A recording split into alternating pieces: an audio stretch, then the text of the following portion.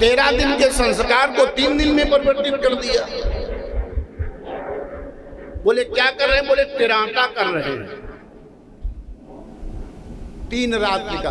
अब इनसे पूछो किस शास्त्र में लिखा है 3 रात्रि का? 10 गात्र विधि लिखी हुई है शास्त्र में, 10 गात्र है, 10 दिन का संस्कार है। 13वीं कोई संस्कार नहीं होता। 10 दिन के संस्कार को संस्कार कहा जाए। 10 गात्र क्रिया की जाती है। एकादशा संस्कार जो है उसमें शरीर बन करके जीवात्मा उसमें प्रवेश करती है। 5 ज्ञानेंद्रियां, 5 कर्मेंद्रियां और 1 मन बन करके 11 होते हैं। एकादशा श्राद्ध का अभिप्राय यह है कि शरीर प्राप्त होकर के उसमें प्राण जीव प्राप्त हो गया, उसने शरीर धारण कर लिया, जहां भी उसे जाना था वो पहुंच गया अपने कर्मानुसार। और 13वीं संस्कार तो ब्राह्मण भोज है।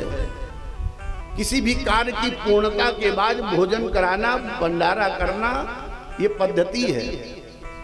क्योंकि भगवान ब्राह्मणों को भोजन कराने से प्रसन्न होते हैं।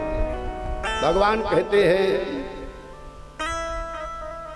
छल कर, बल कर, कपट कर और दय विप्रन मुखदारी, और विप्र खाए गौएं छकें तुम मुदित हो ही गोपाल। ब्राह्मण खाएं, भोजन करें, ब्राह्मणों को भोजन कराइए और गौओं को दिव्य उनके योग्य उनको चारा दीजिए, गौओं की सेवा करिए, तो भगवान अपने आप प्रसन्न हो जाते हैं। तो उनकी प्रसन्नता के साधन के लिए हम त्रयोदशी संस्कार जिसे आप कहते हैं, ये कोई शास्त्र का नियम नहीं कि त्रयोदशी संस्कार है।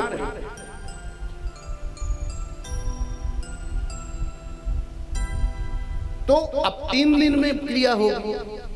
अब 3 दिन में करने के बाद बताइए उन्हें कैसे शरीर प्राप्त होगा। 3 दिन में कौन सा शरीर आपने बना करके तैयार कर दिया, इस पर भी बड़े मत अपने अपने हैं, तमाम प्रकार के लोकापवाद हैं।